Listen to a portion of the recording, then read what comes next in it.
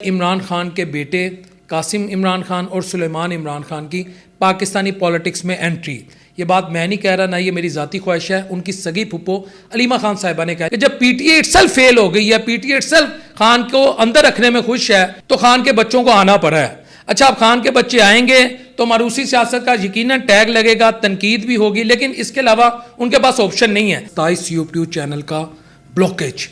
अच्छा, यहाँ पर हमें एक फ़र्क जाहिर करना पड़ेगा, क्या वो चैनल ब्लॉक किए जा रहे हैं या रिमूव किए जा रहे हैं, इस पर कोई बात नहीं कर रहा। लेकिन मेरे ज़राए के मुताबिक ये जितने भी व्लॉगर्स हैं, अगर ये किसी नए नाम के साथ भी कोई नया यूट्यूब चैनल बनाएंगे तो इनको फौरी तौर पे ब्लॉक कर दिया जाएगा या रिमूव कर दिया जाएगा। हुकूमत को बिला वजह उसकी चाबलूसी करने वाली सहाफ़त को भी मैं सहाफ़त नहीं मानता, और बिला वजह फॉर नथिंग, जिसे कहते हैं criticism for the sake of criticism, हुकूमत को रगड़े पे रगड़ा लगाना सिर्फ इस वजह से हुकूमत अगर पीटीआई की है, नून लीग की है या फलानी है, मुझे पसंद नहीं है, तो मैं इस चीज़ पे भी बिलीव नहीं करता। पार्टी को भी कहीं ना कहीं लग रहा है कि जरदारी साहब की छुट्टी हो सकती है, लेकिन उनके ज़रिए पीपल्स पार्टी ने नदीम अफजल चंद साहब के ज़रिए ये पैगाम भेज दिया कि अगर जरदारी की छुट्टी तो फिर इस निज़ाम को आप आगे कैसे लेके चलोगे। बिस्मिल्लाहिर्रहमानिर्रहीम, अस्सलाम वालेकुम viewers, Bilal Shafiq YouTube channel में आपको खुशामदीद कहता हूँ।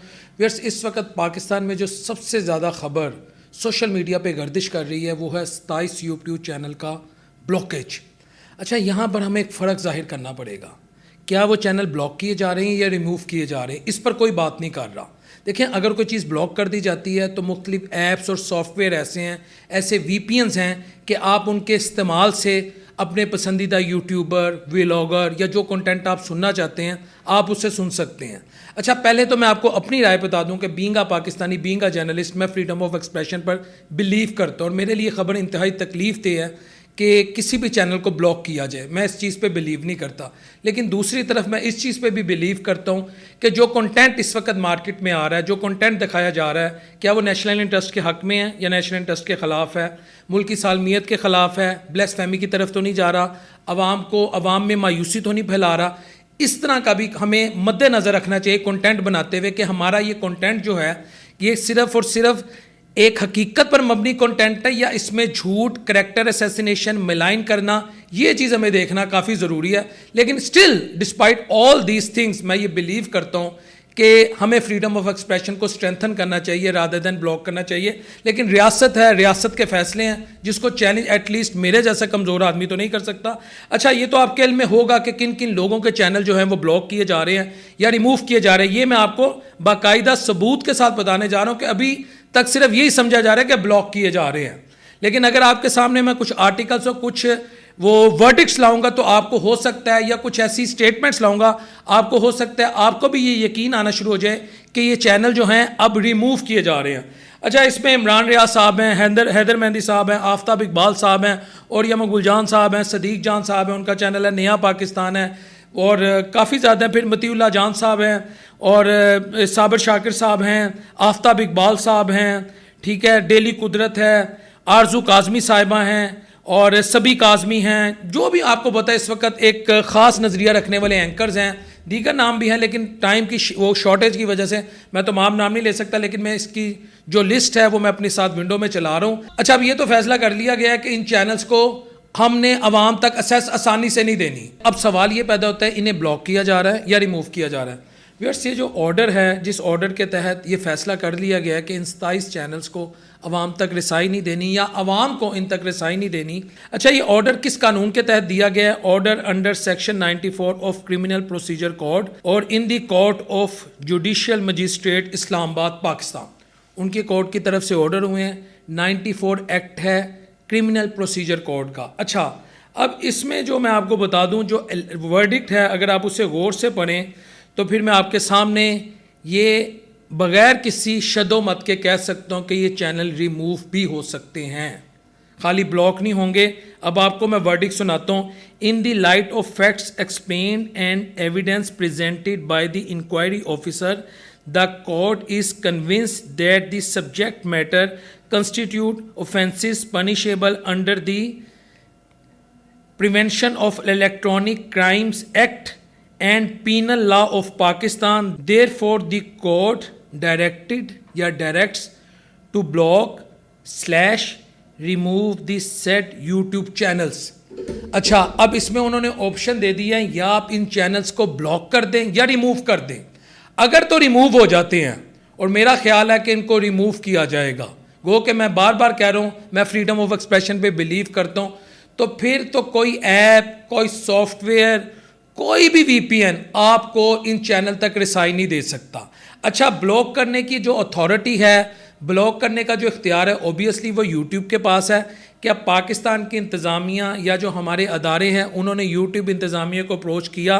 क्या उनके साथ कोई ऐसा एग्रीमेंट साइन हुआ, या रियासत पाकिस्तान उनको ये कन्विंस करने में कामयाब हो गई है कि ये जो यूट्यूबर्स हैं ये एंटी पाकिस्तान या हमारे नेशनल इंटरेस्ट के ख़िलाफ़ मवाद जो हैं ये सर्कुलेट करते हैं, इसको फैलाते हैं through social media, through YouTube, तो आप इन यूट्यूब्स को रिमूव कर दें।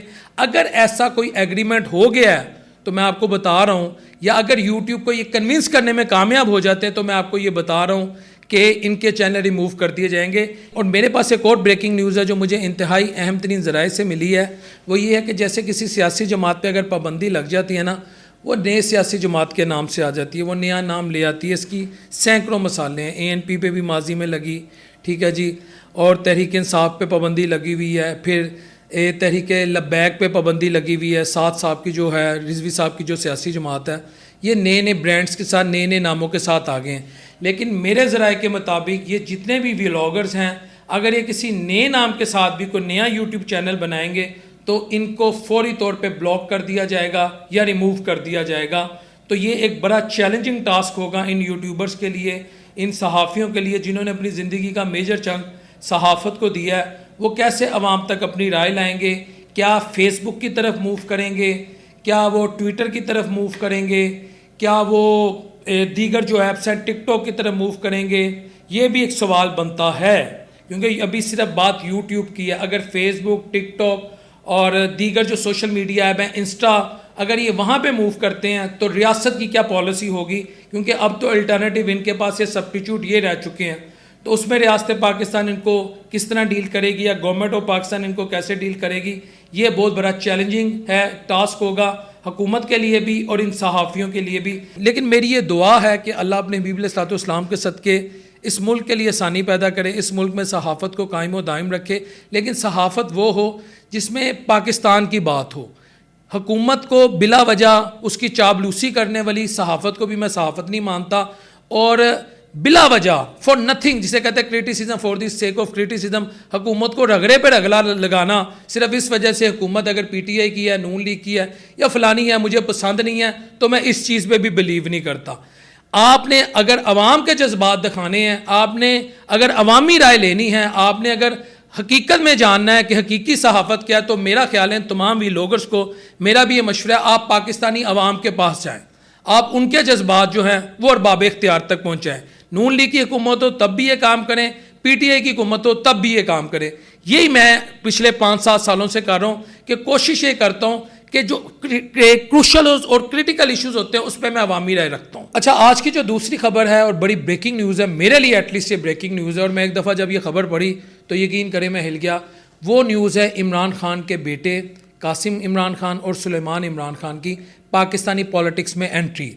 ये बात मैं नहीं कह रहा, ना ये मेरी ज़ाती ख्वाहिश है, उनकी सगी फुप्पो अलीमा खान साहिबा ने कहा। लेकिन उन्होंने कहा है सबसे पहले वो अमेरिका जाएंगे, जो कुछ उनके वालिद के साथ हुआ या PTI के साथ हुआ, सबसे पहले वो वहाँ पर इस चीज़ का मुद्दा रखेंगे, अवाम के सामने लाएंगे, रूलिंग एलीट के सामने लाएंगे, अमेरिकन एडमिनिस्ट्रेशन के सामने लाएंगे, कांग्रेस के सामने पेश होंगे, सेनेट के सामने पेश होंगे। मुझे नहीं मालूम कि क्या वजह है उनके अमेरिका जाने की, लेकिन अफसोस के साथ मुझे कहना पड़ता है कि अगर पाकिस्तान के फैसले या पाकिस्तान की प्रॉब्लम हमें अमेरिका में डिस्कस करनी है तो इसमें तब्दीली क्या है? क्या पाकिस्तान में PTI के वर्कर या PTI की जो बतौर PTI सियासी जमात इस हद तक कमज़ोर हो चुकी है कि खान के बच्चे सबसे पहले अमेरिका जा रहे हैं, या अमेरिका पाकिस्तान में इतना इन्फ्लुएंशियल है कि वहाँ जाना पड़े? कम अज़ कम बीइंग पाकिस्तानी मुझे ये चीज़ नहीं पसंद। चाहे कोई भी सियासी जमात हो, हम इवन के कोई भी शख्स हो जो पाकिस्तान को रिप्रेजेंट कर रहा है, अमेरिका जाकर पाकिस्तान के मामला, पाकिस्तान की पॉलिटिक्स अगर अमेरिकन रूलिंग लीड से हमने डिस्कस करनी है तो ये अफसोस का मकाम है। तो आगे वो कहते हैं फिर वो पाकिस्तान में आएंगे, और जब वो पाकिस्तान आएंगे तो फिर यहाँ वो तहरीक में शामिल हो जाएंगे जो खान की बहाली के लिए, खान को जेल से निकालने के लिए तहरीक शुरू होगी।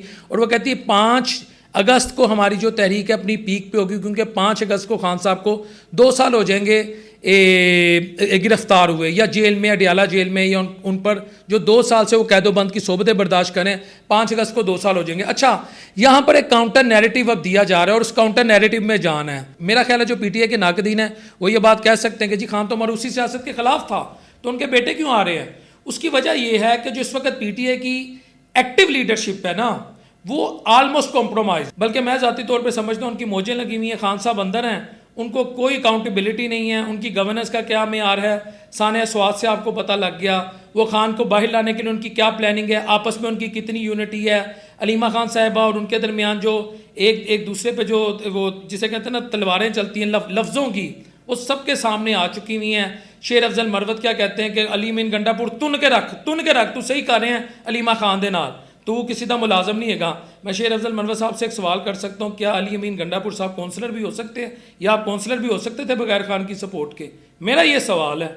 आप में से कौन सा पीटीआई का ऐसा बंदा है जो पाकिस्तानी सियासत में बगैर खान की छतरी से बाहर हो जाए, जरताज गुल से लेके जितने भी आप लोग इकट्ठे हो जाएं, कौन इतने दमखम रखता है जो कहे मैं खान मेरा कोई खान से ताल्लुक नहीं और मुझे खैबर पख्तूनख्वा, पंजाब या सिंध या बलोचिस्तान में तो खैर उनका इतना जोर नहीं है, लेकिन इन 3 सूबों के इमाम मुझे मुंतखब करके दिखाएं, तो फिर ये जचते भी हैं शेर अफजल मरवत, आप उन्हें ये कहते हो। खैर मेरा ये सब्जेक्ट नहीं है, लेकिन ये काउंटर नैरेटिव तगड़ा है कि जब पीटीआई इटसेल्फ फेल हो गई है, पीटीआई इटसेल्फ खान को अंदर रखने में खुश है, उनकी जो मुतहरिक लीडरशिप है, और ये आम पीटीआई का जो वर्कर है, मैं उसकी बात कर रहा हूँ, जब मैं अवाम में जाता हूँ मैं उसके आगे माइक रखता हूँ, तो वो ये मुझे कहता है ये खान को बाहर लाने वाले लोग नहीं हैं, तो खान के बच्चों को आना पड़ा है। अच्छा, अब खान के बच्चे आएंगे तो मरूसी सियासत का यकीनन टैग लगेगा, तनकीद भी होगी, लेकिन इसके अलावा उनके पास ऑप्शन नहीं है। लेकिन क्या खान के बच्चे आएंगे?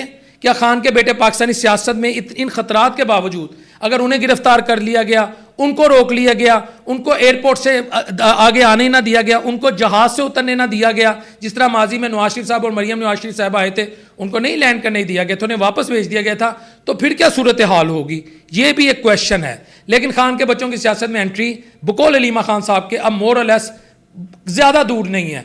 इसके साथ साथ जो नदीम अफजल चंद साहब हैं, उन्होंने 2-3 बातें बड़ी खुल के कर दी हैं। उन्होंने कहा जरदारी साहब कहीं नहीं जा रहे, हमारे बगैर सिस्टम नहीं चल सकता, अगर जरदारी साहब को फारग किया गया तो सिस्टम डीरेल हो जाएगा। दूसरी बात उन्होंने कहा जो पंजाब में डी सीट वाला मामला है, इनको वापस लेना चाहिए, यह अवामी मैंडेट की तौहीन है। उन्होंने इनडायरेक्टली पंजाब हुकूमत को और डायरेक्टली जो है उन्होंने ये मलिक अहमद खान साहब को मैसेज दिया कि आपका ये जो रद्द अमल है या आपका जो ये रिएक्शन है उस हुल्लड़बाजी या जो आप कहते हैं, या बजट के दौरान कापियाँ फाड़ना या वज़ीर ख़जाना पर हमला करना, उसका ये मतलब नहीं है कि आप उन्हें डी सीट कर दें और उन्हें घर भेज दें। हम पीपल्स पार्टी वाले इसके साथ नहीं खड़े। तो पीपल्स पार्टी का भी अपना एक स्टांस, और पीपल्स पार्टी को भी कहीं ना कहीं लग रहा है कि जरदारी साहब की छुट्टी हो सकती है, लेकिन उनके ज़रिए पीपल्स पार्टी ने नदीम अफजल चंद साहब के ज़रिए ये पैगाम भेज दिया कि अगर जरदारी की छुट्टी तो फिर इस निज़ाम को आप आगे कैसे लेके चलोगे।